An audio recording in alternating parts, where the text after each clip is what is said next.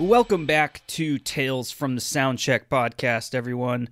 I'm Dave. I am accompanied, as always, by my buddy Dan. In our last episode, we kind of tailed off and started talking about the When We Were Young festival back in late October of 2022, and I actually went to the show, and during the episode, I said I would probably never go again. But alas, I bought tickets to 2023 as well, so I go back on my word. This conversation was a lot of fun, more of a review of my experience at the show. If you were there, I hope you had a great time. I hope you were safe. If you weren't there, I hope to see you in 2023. Let's talk about the saddies and mascara wearing. Emo Fest 22. Emo Fest 22. I think there's only one show so far for next year. I think they're still pre-sale right now. I'm not going, and I will tell you why I'm not going throughout this conversation. I will not be enduring the hell that was of Las Vegas. First, let me point out Las Vegas. I hate it.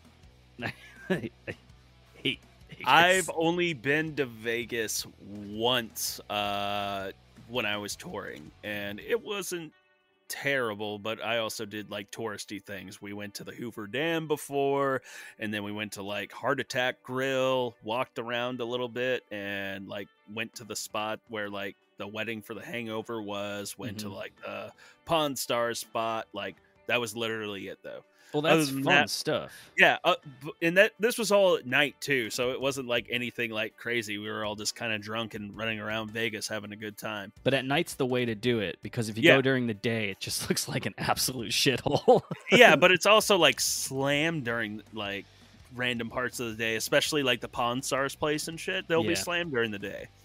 I can see that. We went to the world's largest cannabis dispensary while we were there, and it was a farce. I will say it's a farce. Being a resident of California, it wasn't. I'd say they're like 8 years behind us when it comes to the way these things are run. It was the size of a Best Buy. Like, it was very large. Everything was in cases. So you put your name in, you grab your little number like a deli. They like an auction, they raise up like a little thing that says, "Oh, David, we're ready for you." I have yet to go to a legitimate dispensary, so that's on my list of things to do. But I mean, that's going to be happening sooner than later, seeing how things are going in our country. So. Yeah, soon, very soon, and at least in Connecticut, very soon. Next year. Yeah. But it was very strange. The guy was like, "Oh, what are you guys looking for?" I don't know why I made him sound like Dr. Phil there. But what are you guys looking for? And I was telling him I was looking for this, and this, and he just brings out some stuff and rings it up. And I was like, wait, I didn't say I wanted that. And we ended up just like, that's what you get. Like it was super strange. What? Yeah, that's super sketchy. It's like, nah, dude, I want what I'm gonna pay for. Yeah. Yeah, and it was well more expensive than in California. I mean, it did the job, but it was underwhelming. I would say for an overwhelming building, it was an underwhelming experience. But that's always a shame. I've gone through the ringer here in California when it comes to dispensaries. When I first moved here about 10 years ago, it was like speakeasy status. You go in, they like slide a thing out of the door. What's the password?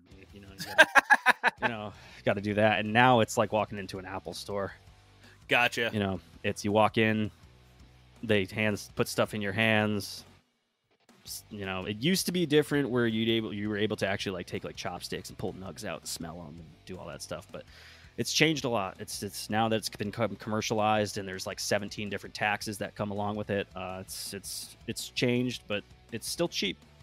That's fair enough. I mean, like I said, I don't want to go into a tax discussion. I just hope that, some of that tax money is going to good places, even though I know there's, other spots where it shouldn't be going to. But that's a conversation for a whole other thing. Yeah, they offer debit card now, too, which is crazy. What the what? Yeah. I used it once. It's a little weird. But now that it's so normalized, it is what it is. But fair enough. I could have brought all that stuff in with me to this When We Were Young festival because there was absolutely no security. Perfect. There was maybe about 15, 20 Las Vegas police just kind of floating around on their bicycles inside the fairgrounds. And there were some people that were security, but they weren't security.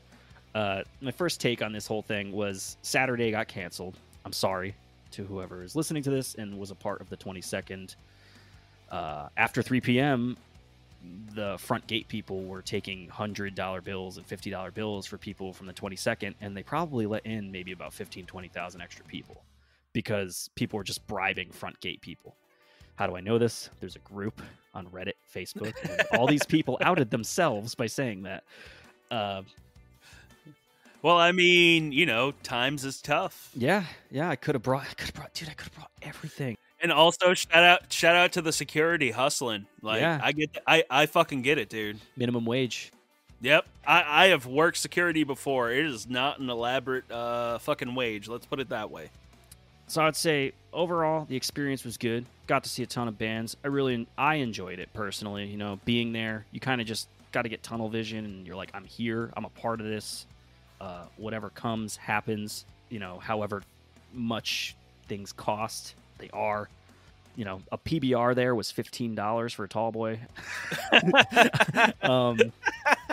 See, kids, this is what 15 years in a pandemic does. I didn't have one of these, but the one thing that they were selling, they looked like you know, like boxed wine, like the size of a coconut water or something like that. Was it like the Frangia or whatever the weird thing is? It was that size, like that size box. Yeah. But it wasn't wine. I thought they were wine. They weren't. They were called Beatbox. And these people were pounding these things. Turned out it's just MD 2020, realistically. I mean, it's just... Oh, it's a Swiss malt liquor. Yeah, it was 11.1%. And these people were just getting lit. And fortunately for everybody at the show, we were forecasted 100 degrees. It ended up being like 64 all day. So that was...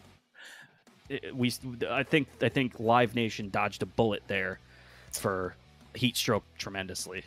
I mean, here's the thing, though, and like, you and I have both played festivals, both well-ran and shit shows, I'm sure, and I don't know, like, my one thing is like, yes, Live Nation, I'll agree, definitely dodged a bullet with some of this stuff, but like, I don't know, you think of like other big festivals that didn't go so well in Vegas. I'm not going to cite specific examples, but I think you know what I mean.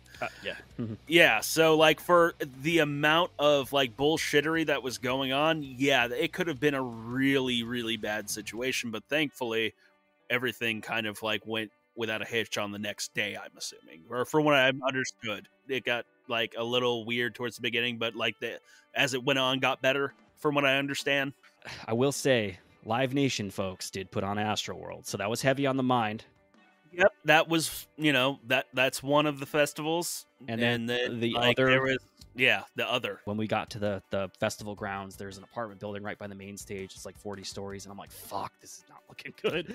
No, but you know what I mean? Like, that's what I mean. And like, when they initially announced this festival, I was like, first off, Live Nation's name was not attached anywhere, so it was just like, first off, this is a bullshit festival. It's not going to fucking happen. And then, like, here we are. It finally did happen, and then you find out Live Nation had something to do with it. It's like, oh, that makes sense. They didn't want their name attached to it at the beginning for advertising reasons because they know nobody.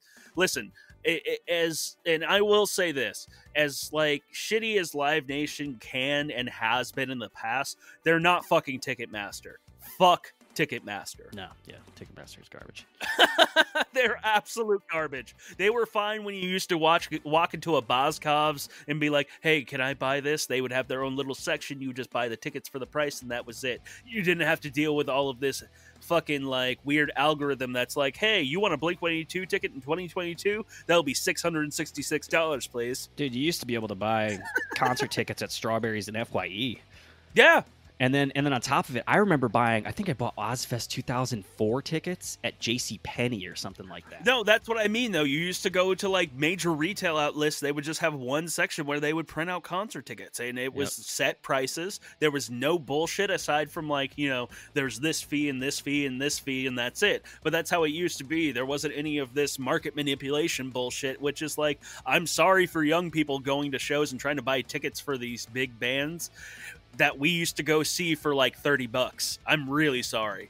The day that it got canceled on the 22nd, the first day, all these bands decided to do pop-up shows all over Vegas. And we were thinking about going. We were like, man, all these shows are free. Like Bayside, Census Fail, we're playing free. And then I think it was like Story of the Year and who else?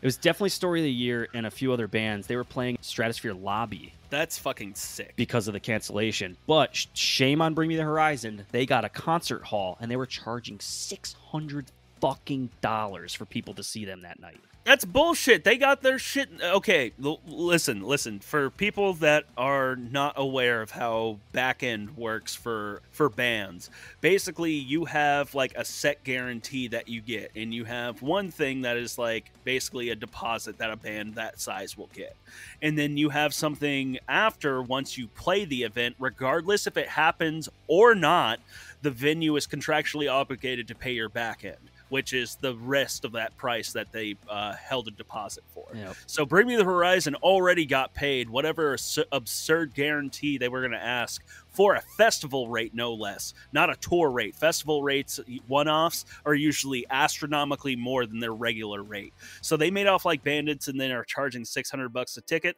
Yeah, that's leaving a bad taste. And that was like upper balcony. We were looking at tickets in the hotel room. And we were like, let's see. I wanted to go to the Bayside free one, but then I thought about it and I was like, I'm sure there's a lot of people that did it that were going Sunday that went to these free shows, but I was like, man, it's kind of shitty. Like, I'm not going to like take it away from the people that just missed this. So like, you're already going to the gig and you have a chance to see all these bands. Let them at least have the chance to have that intimate experience that they probably will never have another chance of. Like, no.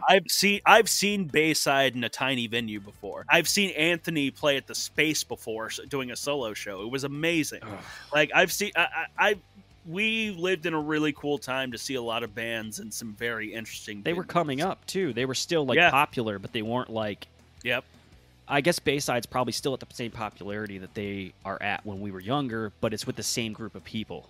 They also maintained because they just consistently write good music. It's like we were discussing off air when we were talking about like Silverstein and stuff. Like, that band has consistently put out banger records over and over with, like, I mean, there's a couple in there like Arrivals and Departures. I was not a huge fan of that record, but like aside from that and maybe one other, Silverstein has been consistently good throughout their career, and anytime they had a lineup change or there was a sound change or anything, it still had that bass thing that got you hooked onto that band. And I can't just say how much I respect that band for still being around this long and still bringing out the people they bring to shows. Their shows are always a good time.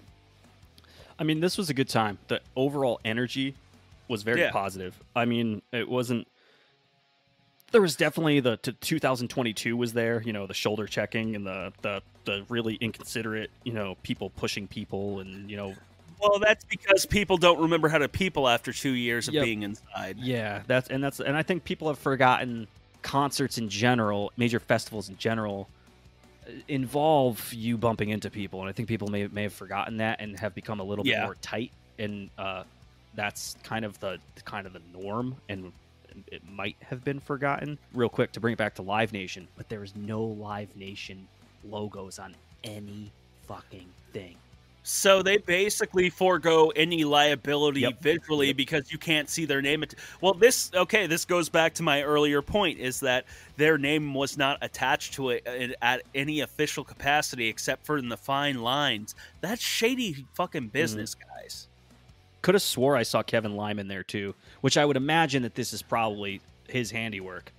This sounds like his brainchild because everybody's been wanting Warp to come back ever since it ended, and this gives him a good excuse and an outlet to do that, which is all well and good. And but again, it's just like, I just wish again, this goes back to being corporate bullshit, working in retail for so long. They don't realize that a little bit of transparency goes a long fucking way for people. It's just like, hey man, just like tell us how it is. What's this gonna be? And like, we're willing to like go see your thing. Just don't be a dick. Yeah. Yeah. For what they advertised, it was more. I would say for anybody that's going next year, or whatever following years, there's rumors and chirping going on that they're going to make different style ones pretty soon and like do a new metal one in 2024.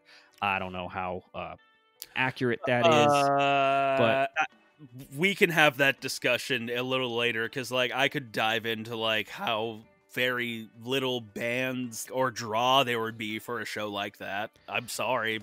Aside from like, okay, let's list the 5 biggest new metal bands that are still around and like can still draw people. You have Korn, you have like, yeah, absolutely, Slipknot, Deftones. Well, now that they're back, Mudvayne, and what? Maybe Limp Bizkit. Yeah.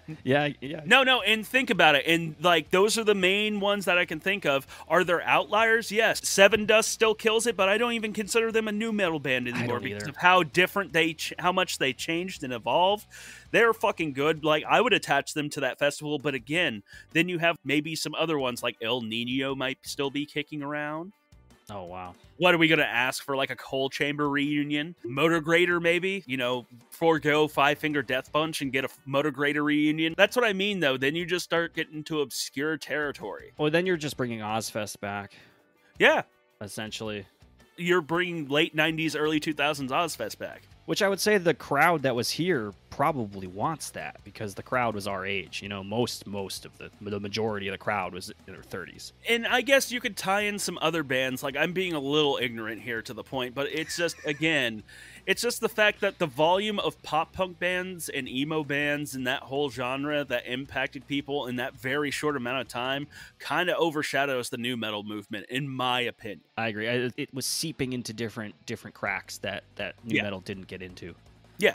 Because, like, even you could say, like, Papa Roach and, like, Linkin Park, which, God, if, again, for the respect, how much respect I have for that band's music, regardless of if you liked only a fan of their first couple albums or if you liked their later stuff. I always had a huge respect for them, regardless of if I was into the records they were putting out at the time. Linkin Park? Yeah. And, like, it would just be a shame to... I kind of like the fact that they've just kind of like have just gone kind of like radio silence about them doing new music or playing shows. It's just like, if the time's right and somebody comes along, that'd be cool. But other than that, I just hope they leave it alone for a while. Not to get on a tangent, but Shinoda can't do it himself. No, he can't. He's good. I love him to death too. He's a great artist, and I love his musicianship, his songwriting ability, all of that stuff. Mad respect, but he can't do it on his own. They're not one of those bands that you can replace. Yeah, you can't replace Bennington. You can't replace such an iconic voice. Okay, here's a question I wanted to pose to you. Who was your main lineup that you caught for the day? The bands that I actually got to see, that I wanted to see. That you actually got to see. We'll go over the ones you didn't get a chance to see. The Used. Yeah. Always awesome. I think I've seen them 4 or 5 times in the past couple of years. Always good. Always clean. Always do a Wall of Death. It's a lot of fun to watch. AFI. Never been able to be lucky enough to see AFI. I was lucky enough that day. Hell yeah. Did not disappoint. For 46, 47 years old, Davey Havoc is killing it. He kills it. His voice is still Perfect. like consistently good. I'll always check 4 Year Strong, no matter when I can see them, no matter where they are. If I'm at the show, I will always see them. I just saw them with Newfound Glory and just saw them here at that festival. Bayside, I didn't get to see it from close. I was a little bit farther away than I wanted to because I was waiting in line for food, but I was able to watch it. Knocked Loose, Motionless in White. Cool. Never seen Paramore, watched Paramore. Caught a little bit of Avril Lavigne. Wasn't that good. Not gonna lie. Yeah. Well, you and I also it was misplaced. Yeah. Because like most of her music was pop music. It wasn't that actual style of music. So she was just kind of there. You can only play like what you have complicated.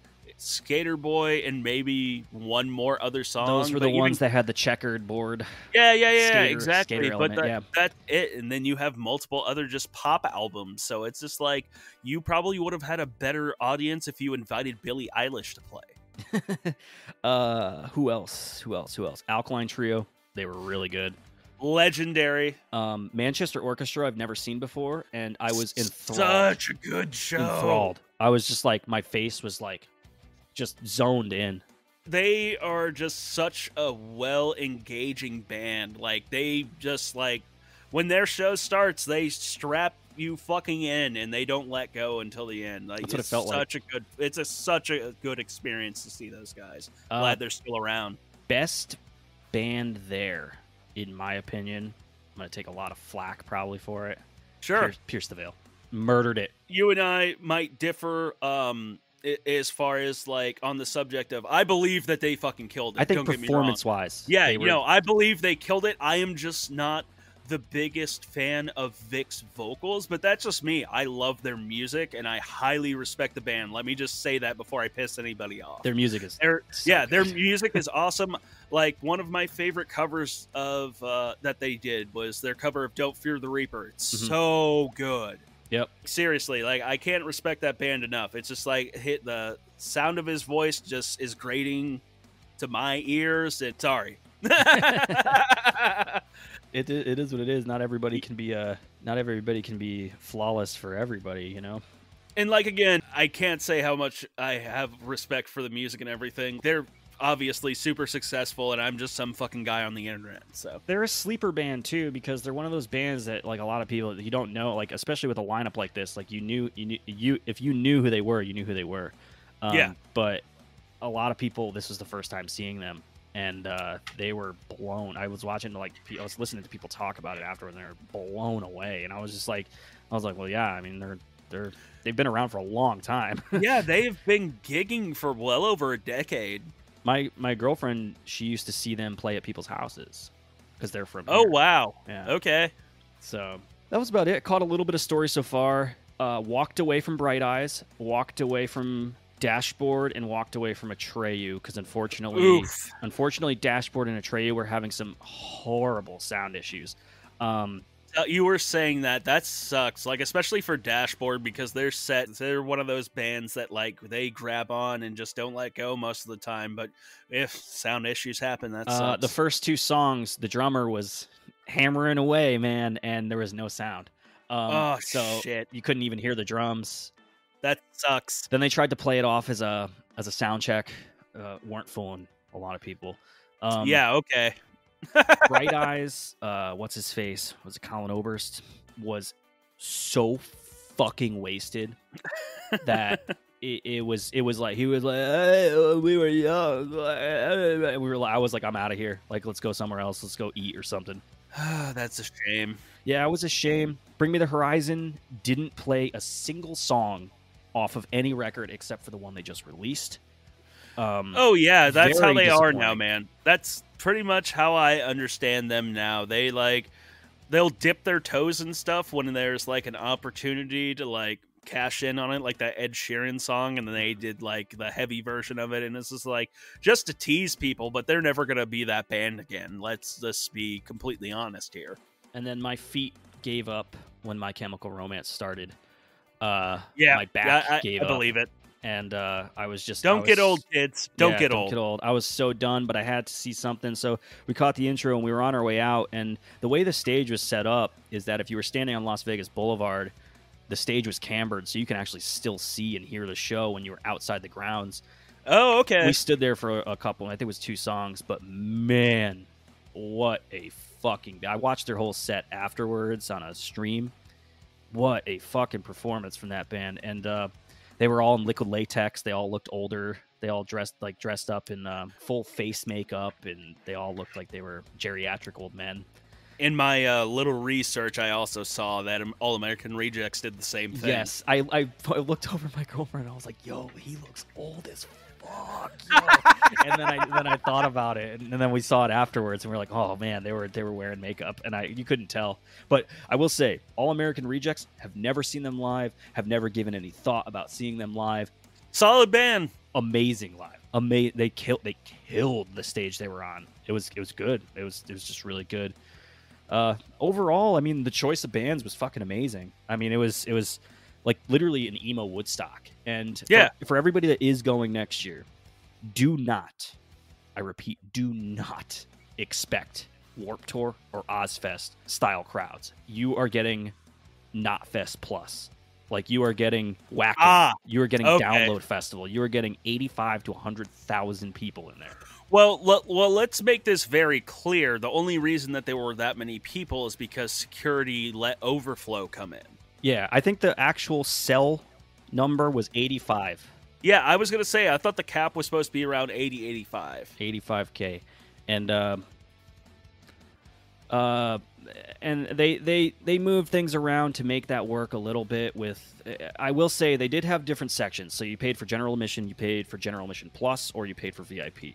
And if you paid for VIP in general admission plus, they split the main stage up in barricades.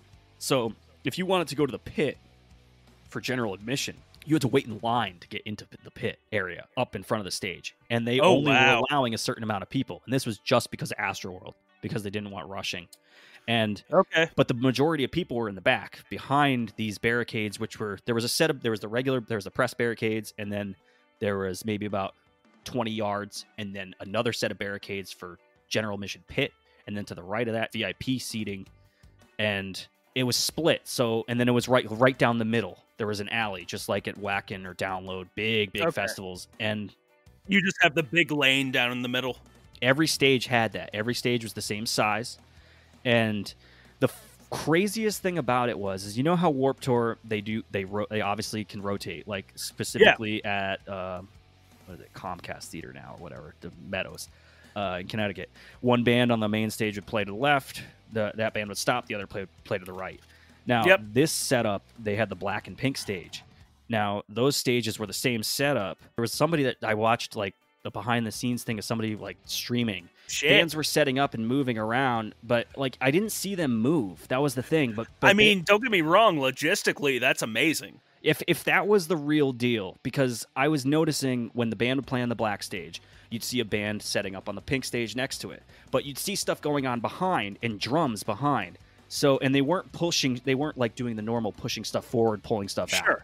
So I think stuff was moving around there, which I could be completely wrong, and that person could be full of shit, but they were definitely on stage during that show. Yeah, if anybody has any info, please comment, let us know, because that would be, I would love to know how this, like, I'm always interested to see how logistically some of this stuff works. So if you were security, stagehand, like front of house, anything like that, it would be cool to hear about that. I will say that was one thing they were very good at.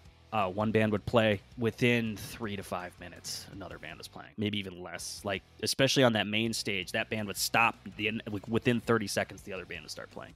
So, damn. It was, and that could have been a big problem with their sound. Wind was a big problem with sound, as everybody knows who's into music or knows anything about sound.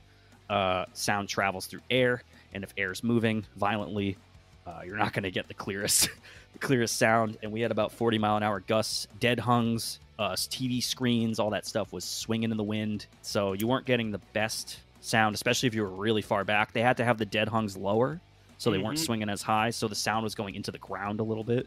Interesting. I heard the 29th actually had some issues with sound too, so it could have just been them. Maybe it's just a rough and not a great spot to have an event like that. I heard they were outsourcing a lot of sound people, so they were like local sound people that were not working with the venues. They were not the bands. Some of the band's sound people were not there, so that could have really been a contributing factor. It's dicey at that point when you don't actually have. If you guys don't know, most bands bring their own sound people with them. They have their own. They have their own lighting and soundboard. They usually have a computer that is running all of that stuff, and then they have their front of house crew that runs all that shit. Yep, we had a good time. Well, for me, I will say this. The lineup might not be as strong as this year, but one thing for me, like nostalgia-wise, because let's face facts, that's what all these festivals are for. Yes. Which, to an extent is fine, but let's not live in the past forever, people.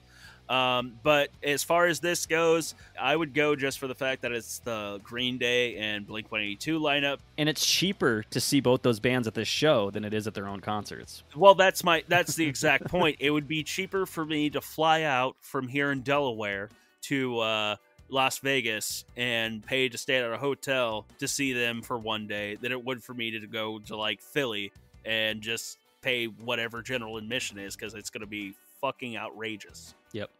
I hope something gets done about that, because I would love just the fact that, like, just to go off the beaten path a little bit, Blink-182 has Turnstile opening for them. That's amazing. Yeah. And I want to see Turnstile play in a stadium just to say Didn't that Slipknot take Turnstile with them too? Did they? No. They took No. Knocked Loose. They took Knocked Loose. That's right. They took, yeah. Which, again, like, that band, the music, heavy as shit. I would love to see that in the stadium. Knocked Loose did slap though. There was some violence in that pit. Again, just not for me, but I will not underestimate how heavy their breakdowns are.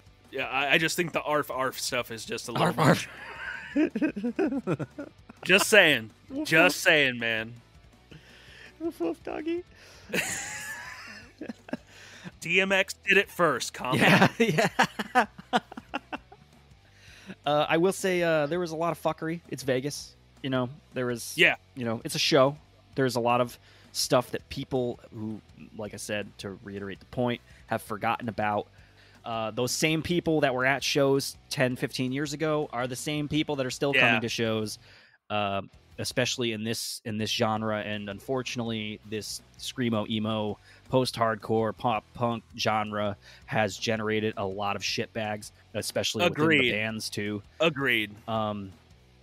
You have a lot of insecure dudes trying to do what they think is their mark to the music industry, the world, whatever. And yeah, unfortunately, some of these guys get a weird ego and they do some really shitty stuff. And, you know, do whatever you can to call people like that out, because there's a lot of normies there that won't let that shit fly. And the most bros I saw were Jimmy Eat World. That doesn't shock me, because it's like Jimmy Eat World is like Polo Punk. Polo Punk? Am I wrong? No. You know, it's like going to see ABR. They're polo metalcore, but who gives a shit? They're so good. Yeah, they're very, very versatile. Dude, did you see their new record that they're dropping soon? I saw the album artwork. Yeah, it looks cool. It looks cool. The last couple times, it's been like they've done something a little bit different that would just surprise me enough to be like, fuck, they still got it. You know what I mean? Yeah. It's like kind of the same thing with Between the Buried and Me. That band has changed so much over the years. Every record, it's just like there's a little something. I know some people like to fall on and off with Between the Buried and Me, but I've consistently liked their body of work just because how different each record can be from one another. And super good live. Yeah, Super absolutely amazing live. Super good. Oh, when we were young, when our back hurts, when we were hungover, lots of hangovers. I didn't drink a lot because I couldn't afford it. Who could Yeah. in this economy? Yeah, I mean, realistically, once it got a little cooler outside, it was like in the 40s, just to keep myself warm. I had a Jameson and ginger ale. Cost me like $16 fucking dollars for a single. Jesus. Yeah, stuff wasn't even that expensive on the strip. That's the crazy thing. Merch. I want to reiterate, if you're going next year, don't buy the merch. Buy the band merch and spend the time waiting in those 3 fucking mile long lines for band merch, because there's something shifty with the band merch. There was 2 main tents, and you had to wait in line for festival merch or band merch. Now, the bands were only allotted up to like 3 or 4 items. So there were some bands with 1 t-shirt, and that's all you got. Like, that's all. That was your choice. Holy shit. So I bought a Knocked Loose t-shirt because I haven't had one, but it was from their EP. It was B-list merch. It was their older shit, and they were charging $40 for it. What the fuck? For a t-shirt, yeah. $70 for a sweater. You know, and I don't know if the bands. I don't know. This must No, have been no, like no. a pool, like a tip pool type of thing. Listen. I'll tell you right now, that just reeks of just like more corporate shit. I've Yeah. played shows like that where it's like, okay, or certain tour packages. They basically there's somewhere in the contract where there's an agreement of like, hey, this is what the rates are going to be set at, and you can't wiggle out from that. That's basically how some shows are, especially tour packages where you have like a band who would normally sell their shirts for $15, $20. Say they go out on tour with like Killswitch Engage. Well, guess what? Your t-shirts are $40, your hoodies are $80. Yep. You know what I mean? That's just that's the name of the game. It was across the board. So, you know. Well, no, they have to keep it consistent. That's the only way you keep it fair. Yeah. And I think the store just went online today or yesterday for the When We Were Young festival stuff. It's pre-sale for the merch that you didn't get. I did a mock order of like one of the long sleeve t-shirts with all the bands on the back just to see. Spending $45 for the t-shirt plus shipping and handling to here in California. And I believe it was coming from California. It was almost like $67 for a t-shirt. And I was like, fuck that, not doing it. Like, yeah, I had a customer come in when I was at work that had one of the long sleeves on, and I was just like, how was that? And they were like, oh, I had so much fun, blah, blah, blah. So, like, I'm sure a lot of people did have fun, but, like, yeah. I guess it's a little different when you've been on the other side of that, and you're just like, oh, what is this fuckery? That's a whole different conversation. Oh my god. You know what I mean? Yeah. You know what I mean? It's just like it's a little different from our perspective because we've been on exactly the other side of that. So like I can kind of appreciate the fact people who can be ignorant to all of the bullshit that can go on in those festivals and what they can be for the artists and the people working them. You're so used to behind the scenes that you see behind the scenes more than you see the actual show. You see the production of the actual event. Exactly. And you're very critical, and you're more critical because if I was an artist at this event, I would say it was run well, but it wasn't run good enough. No. Or it wasn't run at all. I would also like to see what some of the sound situations were on stage. That would be interesting. Yeah. I would like to keep a lookout for some interviews after the fact. Yeah, because you couldn't get close to the stages, man. Yeah, obviously. But, like, I would hope, because it's Live Nation, they know how to keep that shit on lock.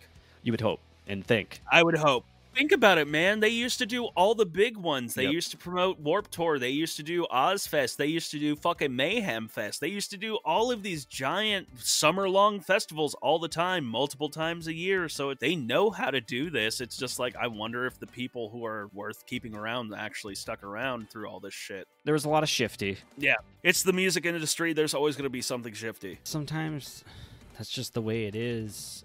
One of the members in one of the bands had said something really pertaining to corporate bullshit and very appreciative about us, the crowd in front of them, to seeing them. Who was it? Matt Skiba, actually, from Alkaline Trio. It was during Alkaline Trio. No shit. And he had said, you know, thanks for taking the time to seeing us and not wasting your time or so-and-so or spending your time over at Avril about that nonsensical corporate bullshit. Overall, my final take on this show, a lot of fun. Don't regret it. It was kind of an adventure. I mean, I'm not too far away from Las Vegas. I'm like a 5-hour drive. Got caught in a sandstorm. Lots of fun. Ah, shit. Sandstorms. I have fond memories of those. Yeah, got caught in a sandstorm. No rain or lightning this time. That was a little bit of a blessing. Hell yeah. We weren't too far outside of Prim, so we weren't too far outside of Las Vegas when it happened, so we were close. Hotel I stayed at. Don't want to disclose my secrets to all you people, so fuck off. I'm not going to tell you. I'm not going to tell you the deals and where I stayed because I don't want you to stay there because I want to stay there again if I go. And but we walked. We were close enough to walk to the festival grounds. I would say overall, things that need to get fixed that still didn't seem to get fixed on the 29th, it looks like. Security, bag checks. They had these huge, crazy parameters of you have to have a clear bag, and if you don't have a clear bag, it has to be a Camelback. It has to have only two pockets, and you can't bring this, you can't bring that. Sounds like Live Nation. And the security was just literally just like taking bags and not even putting them through not even opening them. They're just like, here you go, have fun.